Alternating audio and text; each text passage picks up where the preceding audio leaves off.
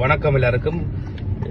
இந்த நித்பா புயலால் பாதிக்கப்பட்ட மாணவர்கள், பாடசாலை மாணவர்களுக்கு அவருடைய புத்தக பைகள், சப்பாத்துகள், அவருடைய படிக்கின்ற புத்தகங்கள் பாதிக்கப்பட்டிருந்தால் அவர்களுக்கான உதவிகளை பெற்றுக் கொடுப்பதற்கு அரசாங்கம் முன் வந்திருக்கின்றது.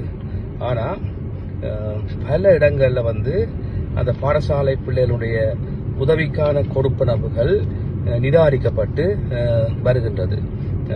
குறிப்பாக இன்றைய தினமும் வடமராட்சி கிழக்கு பிரதேசத்திலே பல பிள்ளைகளுடைய பேருரங்கள் நிராகரிக்கப்பட்டு ஆக 34 பிள்ளைகள் தான் பாதிக்கப்பட்டதாக ஒரு கருத்து முன்வைக்கப்பட்டு இது சம்பந்தமாக இன்று அதிகாலை யாழ்ப்பாணத்துடைய அரசாங்க அதிபரும் எனக்கு தொடர்பு கொண்டு கதைத்திருந்தார். இது சம்பந்தமாக நான் வடமராட்சி கிழக்கு பிரதேச செயலரை தொடர்பு கொண்டு கேட்டபொழுது அவர் சொல்கின்றார், அங்கே கூடுதலான மாணவர்கள் பாதிக்கப்பட்டிருக்கிறார்கள்.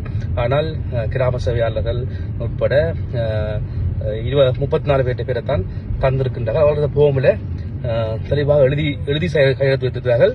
இந்த வீட்டிலே அல்லது இந்த பிள்ளைகள் காரணம் கொண்டும் பாதிக்கப்படவில்லை என்று சொல்லி. ஆனால் பாதிக்கப்பட்டவர்கள் சொல்லி முன்னே ரிப்போர்ட் ஒன்று வழங்கப்பட்டிருக்கின்றது. அதே போன்றுதான் பல விதமான மக்கள் சென்றடைகின்ற இந்த விடயங்கள் தொடர்பாக பலர் அசிரித்தை காட்டி வருவது மிகவும் வேதனையாக இருக்கின்றது, மிக கவலையாக இருக்கின்றது. பாதிக்கப்பட்ட பிள்ளைகளுக்கு உதவுகின்ற ஒரு வாய்ப்பை அரசாங்கம் வழங்குகின்ற பொழுது இவர்கள் அதை ஏன் தட்டி பறிக்கிறார்கள் அல்லது ஏன் அதை செய்ய மறுக்கிறார்கள் என்ற ஒரு விடயமும் முன்வைக்க. அதே போன்றுதான் இன்றைய தினம் பருத்தித்துறை பிரதேச செயலகத்துக்கு உட்பட்ட பகுதியிலே அந்த வீட்டுக்கு வெள்ளம் சென்று அந்த வீட்டை திருத்துவதற்கான ஒதுக்கீட்டிலே 25,000 ரூபாய் அந்த பிரதேசம் அந்த குடும்பத்தை வழங்கி இருந்தது. ஆனால் அதுக்கு 2 அதிகாரிகள் கையொப்பமிட்டிருந்த பொழுது இன்னொரு அதிகாரி அதுக்கு மேல் எழுதியிருக்கிறார், இந்த வீட்டுக்கு தண்ணி போகவில்லை, இந்த பாதிப்பு ஏற்படவில்லை என்று போட்டுட்டு சைனை வச்சுட்டு போயிருக்கிறார். அப்ப இது என்ன வகையான மனநிலையை காட்டுகின்றது?